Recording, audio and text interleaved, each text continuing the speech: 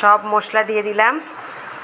আর এখন হাত দিয়ে ভালো করে এই যে মাখতেছি। এটা যে কী যে আনন্দ লাগে মাখতে, এটাই মনে হয় ঈদের মজা, না?